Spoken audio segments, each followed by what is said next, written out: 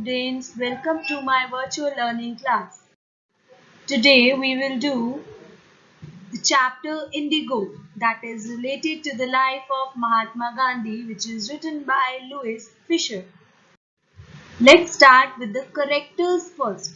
As the story is related to the life of Mahatma Gandhi, the main character is Mahatma Gandhi, who is an Indian national leader in this chapter. Rajendra Prasad, a lawyer and later the President of India. J.B. Kriplani, a professor in Art College, Muzaffarpur, Bihar. Professor Malkani, a teacher in a government school.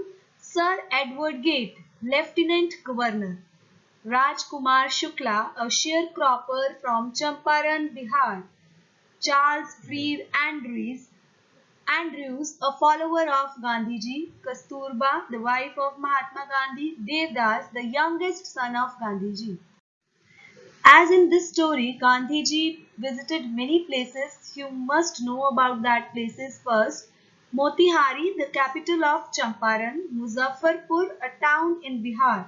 Champaran, a district in Bihar. Trihut division or commissionary is an administrative geographical unit of Bihar in India. Muzaffarpur is the headquarters of the division.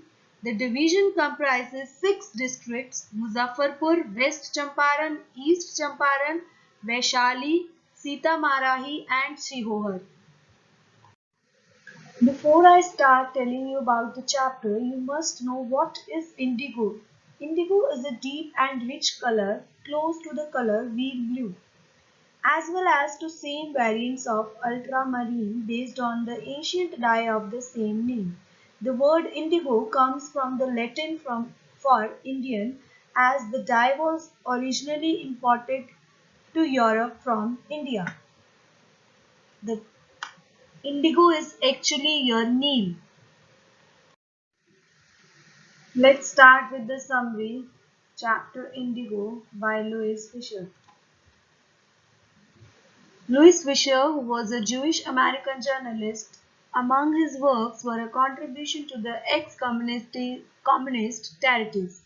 The God That Failed, A Life of Mahatma Gandhi, basis for the Academy Award-winning film Gandhi, as well as Life of Lenin, which won the National Book Award in History and Biography. Some of the work by the writer Gandhi and Stalin. The God That Failed, The Life of Mahatma Gandhi, Stalin and the Essential Gandhi, which is edited in 1962.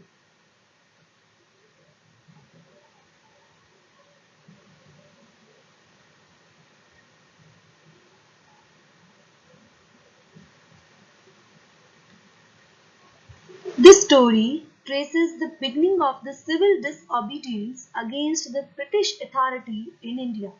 According to an agreement, the peasants in Muzaffarpur were supposed to grow indigo in 15% of their land. A peasant named Rajkumar Shukla got Gandhi involved in this matter, who in turn negotiated terms with the British officials and made this whole system disappear. This incident made it clear to the British that the Indians were not going to have them order around in their own country. This act of disobedience not only freed the people from an unjust agreement but also made them self-reliant and courageous. Let's start the summary. Gandhi had gone to the December 1916 annual convention of the Indian National Congress in Lucknow, where he made a poor peasant named Rajkumar Shukla who requested Gandhi to visit Champaran. Under an old agreement, the peasants of the Champaran district were sharecroppers. He was one of them who was determined enough to accompany Gandhiji everywhere till he fixed a date to visit his district. Impressed by the peasant, Gandhiji agreed to meet him in Calcutta and go with him to Champaran from there. After a few months, when Gandhi went to Calcutta, Shukla met him there and took him to Patna with him. There, Shukla took him to meet with a lawyer named Rajendra Prasad. He was not there to welcome him, but the servants recognized Shukla as a sharecropper who needed help and let him inside the house with Gandhi, who was also considered another peasant. Gandhi decided to go to Muzaffarpur to gather information about the condition of the peasants in Champaran. When Gandhi reached the station, Professor was waiting with a large number of students The news of Gandhi's and his mission spread rapidly through Muzaffarpur and Champaran. Gandhi came to know that the lawyers were charging a fee from the peasants. Gandhi advised them against this, taking their cases to the law court, as he felt that all that was needed was to make them feel liberated from fear. Most of the lands in the Champaran district were divided into states owned by Englishmen who employed Indian tenants to work for them. The peasants were forced to be a part of a long-term contract to plant 15% of their land with indigo. When the landlords got to know that Germany had developed synthetic indigo, they compelled the sharecroppers to pay them compensation of being released from the 15% agreement. When the sharecroppers protested against this injustice and hired lawyers to fight for them, the landlords hired thugs. Meanwhile, the news of the synthetic indigo reached the illiterate peasants who had already signed and wanted their money back. Gandhiji had arrived to Champaran at this point of time, and he decided to get his facts right before proceedings to do anything. He visited the secretary of the British Landlords Association, who refused to give information to an outsider, to which Gandhi replied that he was not an outsider. Next, he called the British official commissioner of the Tirhut division, who advised Gandhi to leave Tirhut immediately. Gandhiji proceeded to Motihari with several lawyers, where he was greeted by a vast crowd and found out that a peasant had been maltreated. He decided to pay and visit. On his way, he was stopped by the police superintendent's messenger, who warned him to leave the town. The messenger served Gandhi an official notice to quit Champaran, but Gandhiji signed a receipt for the notice and wrote on it that he would disobey the order. He was summoned to court the next day. That night, Gandhi telegraphed Rajendra to come from Bihar with influential friends, sent instructions to the ashram, and forwarded a full report to the viceroy.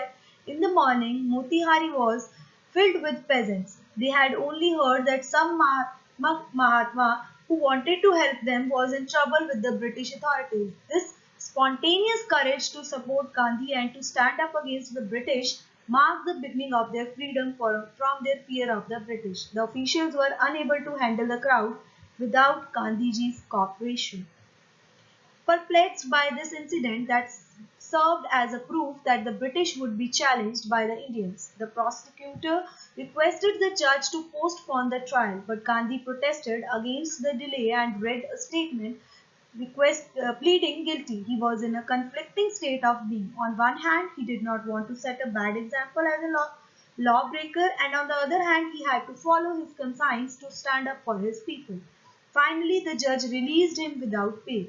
Rajendra Prasad, Brij Kishore, Maulana Mazhurul Haq, and other prominent lawyers had arrived from Bihar to support Gandhiji.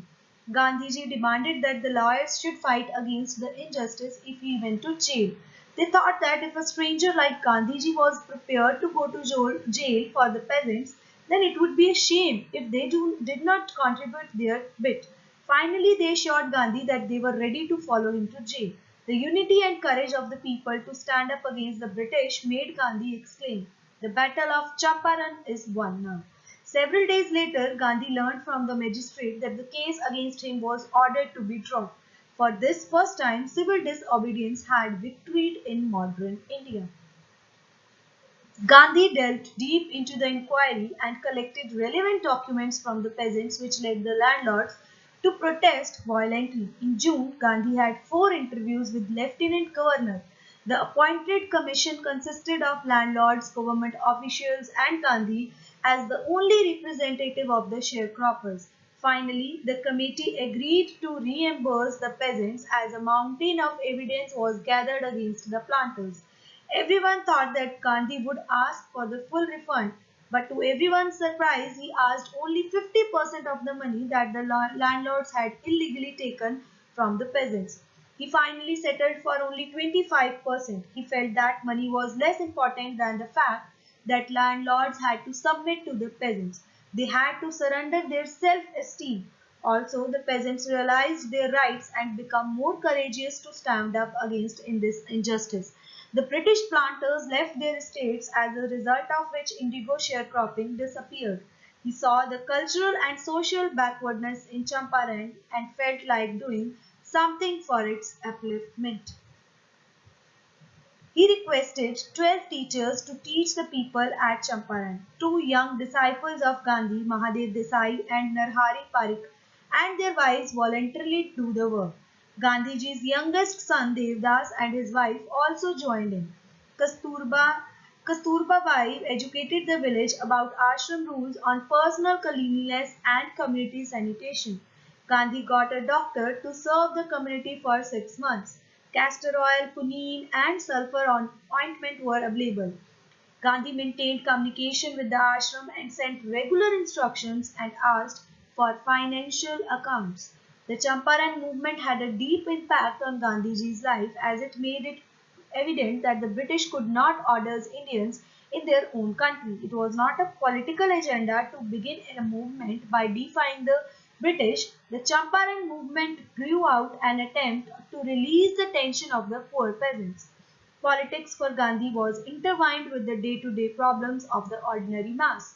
Gandhiji's attempt was to mold a self-reliant India. When Gandhiji's loyal friend thought it was a good idea to have the English pacifist Charles Freer Andrews stay in Champaran and help, Gandhiji refused. He said that having an Englishman by their side in the time when every Indian should be strong and self-reliant would just indicate the weakness of their minds. Rajendra Prasad proudly comments that Gandhi had successfully taught everyone a lesson in self-reliance.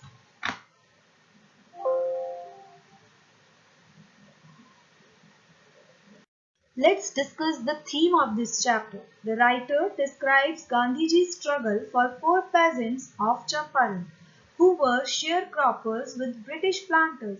They led a miserable life and were forced to grow indigo according to an agreement.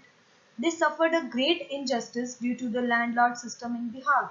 Gandhiji waged a long war for about a year against their atrocities and brought justice to the poor peasants.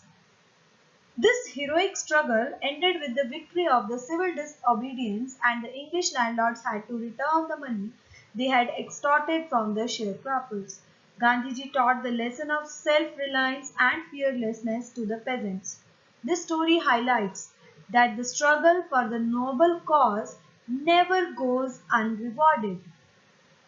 Thank you.